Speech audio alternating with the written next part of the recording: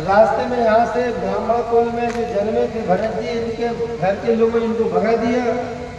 रास्ते में जब चले जा रहे हैं वहाँ पे डाकुओं ने देखा कि ये अच्छा हट्टा कट्टा आदमी है, ये बहुत ही अच्छा हट्टा कट्टा आदमी है, इसी को बलि देना चाहिए और ये योग्य भी है, इसलिए ऐसा करो, पकड़ो इसको।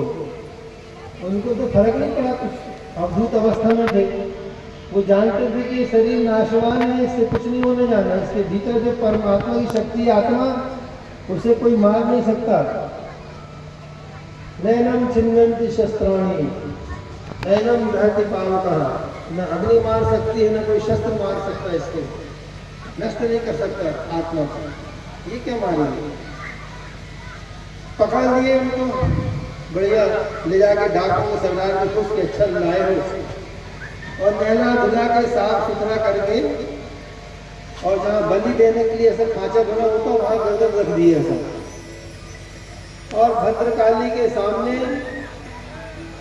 उस तेजस्वी ब्राह्मण के स्वरूप को खड्ग लेके तलवार लेके और गर्दन काटने के लिए डाकुओं के सरदार ने जैसे ही गर्दन पे खड्ग चलाया और भद्रकाली मूर्ति फोड़ के बाहर निकल जाती। बोलो काली मैया की जय हो। जैसे ही निकली जो तलवार हाथ में, ये मार उसको मार उसको मार, लपलपाती जीभ, वातावरण पूरा ऐसा भयानक हो गया। अब जो बच गए तो यहाँ से भगे तो कोई यहाँ से भगे, और जो सामने आ गए तो निपट गए। लेकिन भरत जी महाराज अपने ऐसे बैठ खड़े हाथ जोड़ के प्रार्थना किए, माँ दर्शन हुआ तेरा। माता ने उनको गोद पे रखी, उनके पास में बिठा ली, चाटने लगी। बच्चे को माँ चुम्मा लेती है ना, छोटे बच्चे, इस प्रकार से गोद में रख के। और मृग में आसक्ति के कारण से भरत जी को कितने दो अवतार लेना पड़ा था, दो बार जन्म लेना पड़ा। हम लोग यदि मोह में आसक्त हो जाते हैं, कोई जमीन जायदाद धन दौलत में आसक्ति बढ़ा लेकर तो उसे सर्प की होनी मिलती है, समझो बात को, सांप बन के बैठ जाओगे। और यदि मान लो ज़्यादा कुछ संपत्ति के प्रति आपको उपलब्ध न हो और कहीं ज़्यादा और ज़्यादा लालच हो गई आपको, तो आपको कुत्ते की होनी मिल जाएगी। संपत्ति की उपयोगिता तो तुम्हारे जीवन में कुछ नहीं रहेगी, लेकिन रखवाली जरूर करोगे। जैसे महंत होते हैं बड़े बड़े मठों के महंत, ये जब मरते थे इनको कुत्ते की होनी मिलती, लिखा हुआ है शास्त्र में।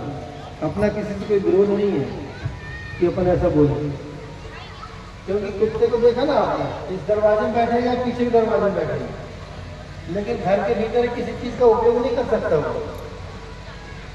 तो ऐसे कर्मों के आधार पे आपके अलग दूसरे जन्म के जो स्तर है ना वो बने हुए हैं। तो यहाँ पे राजा श्री भरत ब्राह्मणकुल में जन्मे, भद्रकाली का आशीर्वाद मिला। फिर एक राजा ने, राहुगण नाम के राजा थे, उनको राजा भरत जी ने ज्ञान प्रदान किया कि संसार में हे राजन, आत्मा ही परमात्मा का स्वरूप है, इसे कोई मार नहीं सकता है, ये बात पक्की है। लेकिन कुछ लोग जानते हुए भी अनजान बने होते हैं, उसमें विश्वसनीयता उनकी नहीं बनती है। ऐसा नहीं करना चाहिए। गंगा जी का अवतरण हो जाता है। इसके बाद में सूर्य की गति के बारे में भूगोल खगोल की कथा आती है।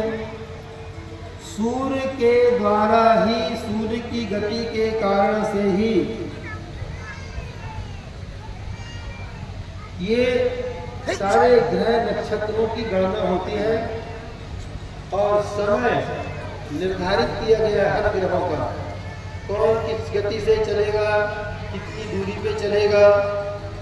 यदि कहीं टकरा गए तो हमारी पूरी सृष्टि में विनाश लीला चालू हो जाएगी। तो सबका संतुलन बना हुआ है सूर्य की गति के साथ में। तो सूर्य की गति से जब हम लोग अपने जीवन को यापन करते हैं तो हम लोगों को भी चाहिए कि हमारी गति को भी हम शिथिल न करें, विधिवत चलायमान रखें। रोज सुबह 6 बजे उठते तो फिर 8 बजे उठने का काम मत करो।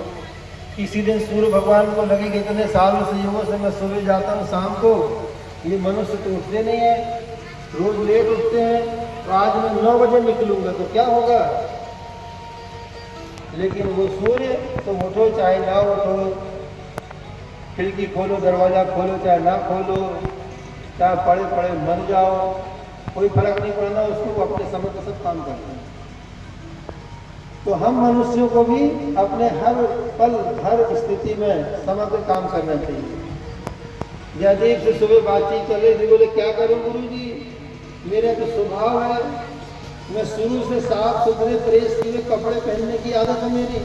तो मैंने कहा इसमें बुराई कौन सी है भैया?